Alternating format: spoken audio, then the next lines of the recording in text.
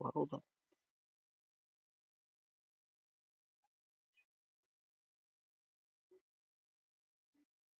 I don't know how to do it. The chat's broken.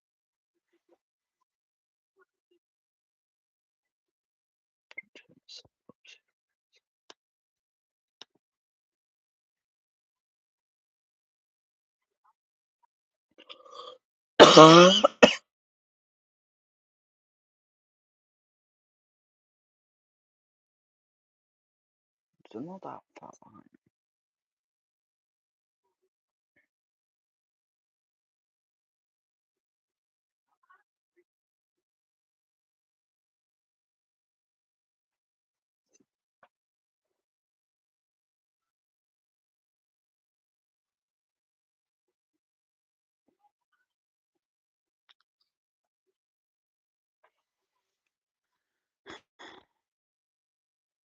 Sorry about this.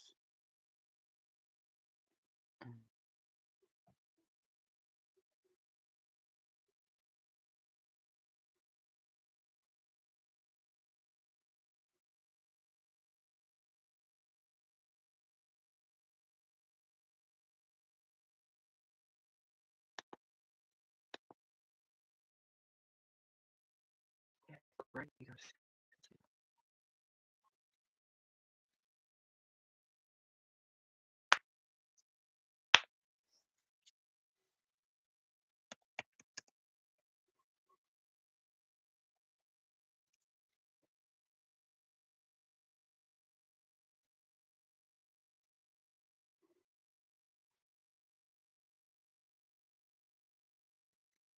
chat isn't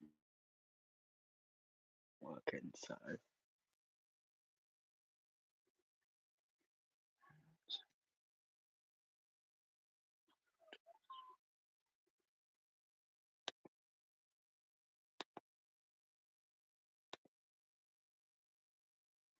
you guys can see this. So hang on.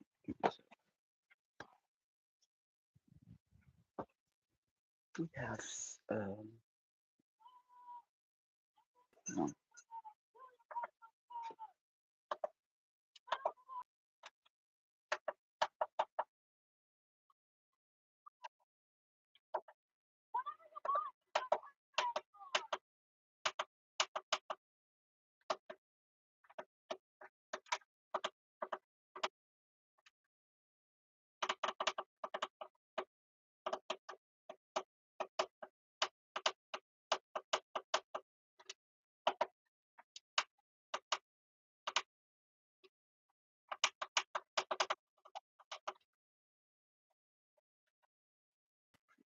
okay. Ain't working. Might not find it.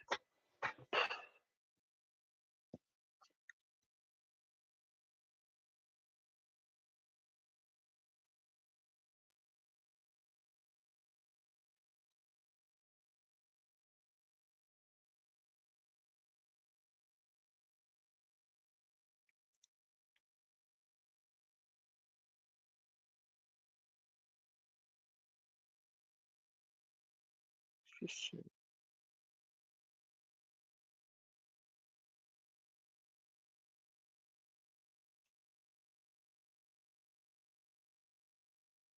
okay. So Chukwueze, brilliant player, brilliant player. I really do like him. Dama Traore, not my problem, not my problem anymore. Oscar Bob, very good potential. I think he will do very well. But then again, I have zero ball knowledge.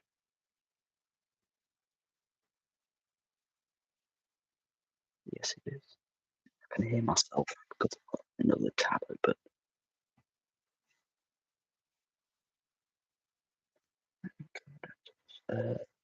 Carter Pepe, amazing, amazing striker. Seen some of his stuff.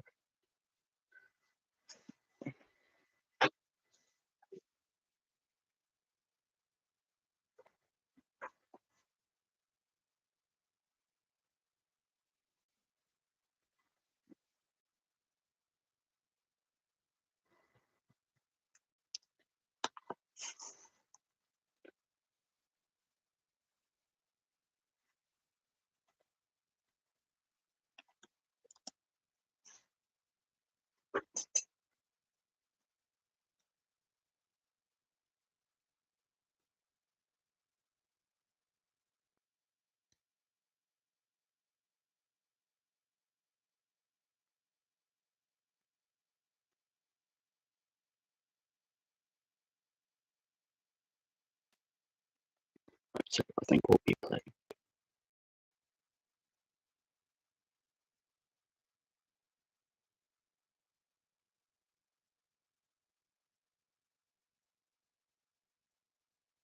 Just give me a sec.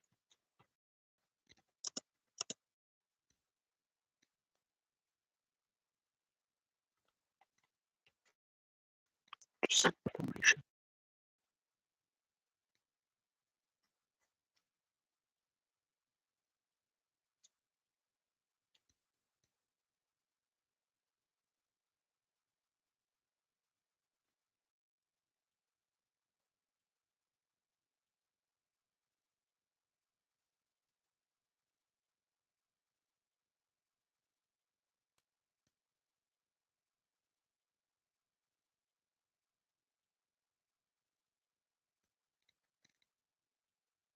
No, that can't be right.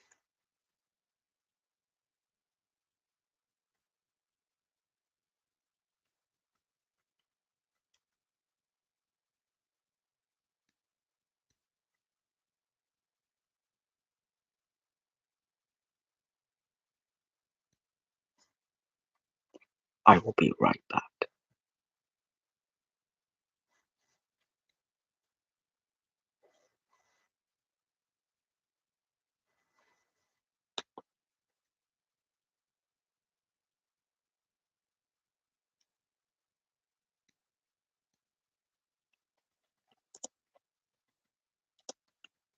Because it's a weird one.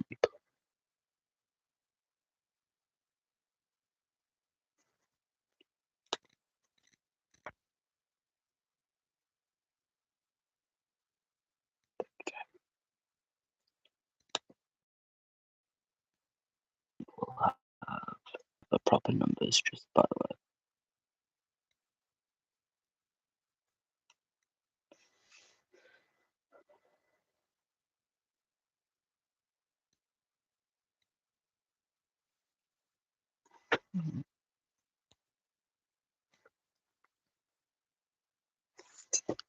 I'm gonna go way big. Chuck. Take way off there.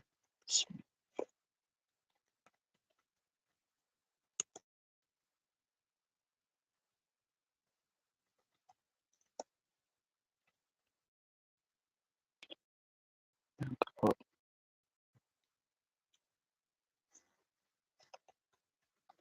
big. It won't be. Then Berg. Obviously, because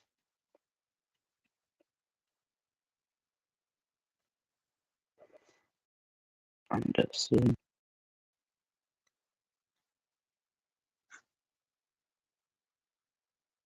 I think it'll be Kuenka.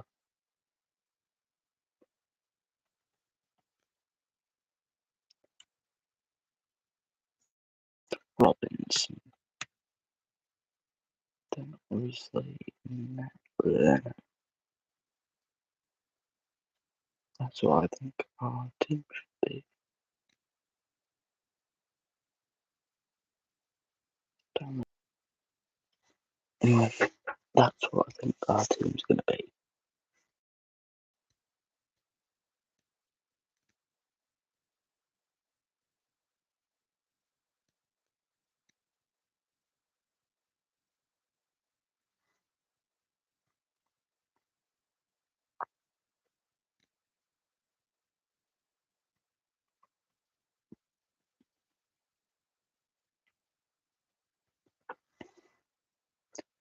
It's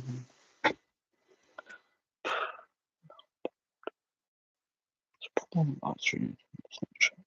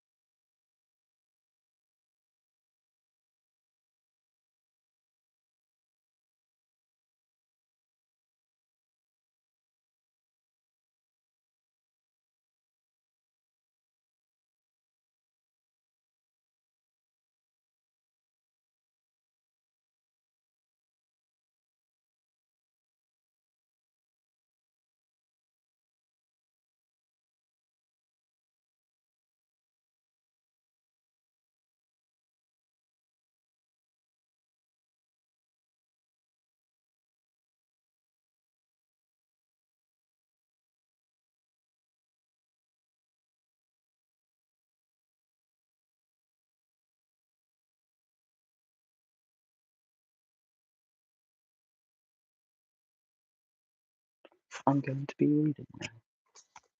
Chapter 1. The Boy Who Lived.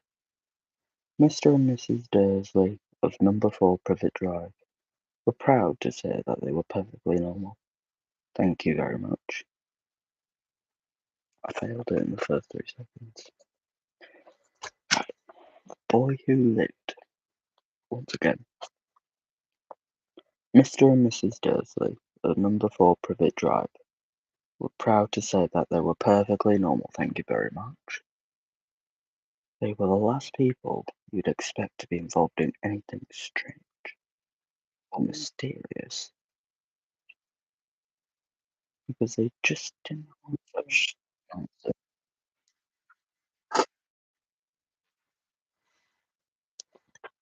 Mr. Dursley was the director of a firm called Grannings, which made drills. He was a big, beefy man with hardly any neck, although he did have a very large moustache. Miss Dursley was thin and blonde, and he had nearly twice the usual. I can't read. And had nearly twice the unusual amount of neck, which came in very useful as she spent most of her time craning over garden fences, spying on the neighbours. The Dursleys had a small son called Dudley, and in their opinion, there was no finer boy anywhere. The Dursleys had everything they wanted, but they also had a secret, and the greatest fear that somebody would discover it. They didn't think they could bear it if anybody found out about the Potters. Miss Potter was Miss Dursley's sister, but they hadn't met for several years. In fact, Mrs. Dursley's sister, Mrs. Dursley, oh, I'm so sorry. The Dursleys had everything they wanted. This is me restarting. The Dursleys had everything they wanted, but they also had a secret. And the greatest fear was that somebody would discover it. They didn't think they could bear it if anyone found out about the Potters. Miss Potter was Miss Dursley's sister, but they hadn't met for several years. In fact, Miss Dursley pretended she didn't have a sister, because her sister and a good-for-nothing husband were as un-Dursleyish as it was possible to be. The Dursleys shuddered to think what the neighbours would say if the Potters arrived in the street. The Dursleys knew that the Potters had a small son too, but they had never even seen him. The boy was another good reason for keeping the Potters away. They didn't want Dudley mixing with a child like that. When Mr. and Mrs. Dursley woke up on the dull grey Tuesday, our story starts. There was nothing about the cloudy sky outside to suggest that strange and mysterious things would soon be happening all over the country. Mr. Dursley hummed as he picked out his most boring type of work, and Mrs. Dursley gossiped away happily as she wrestled a screaming Dudley into his high chair. None of them noticed a large, tawny owl flutter past the windows. At 8:30, Mr. Dursley picked up his briefcase, pecked Miss Dursley. I can't read. Too tired.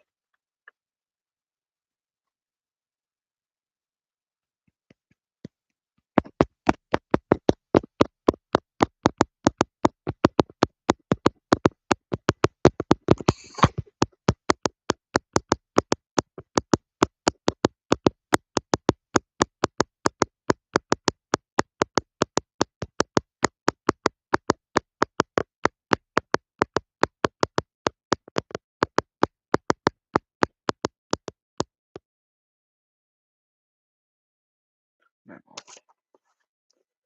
I will be reading this in a series of episodes. episode is a chapter, and I will finish from the Philosopher's Stone all the way to the Cursed Child. I'm really tired and I can't read right now, so I'm gonna say bye-bye. Bye.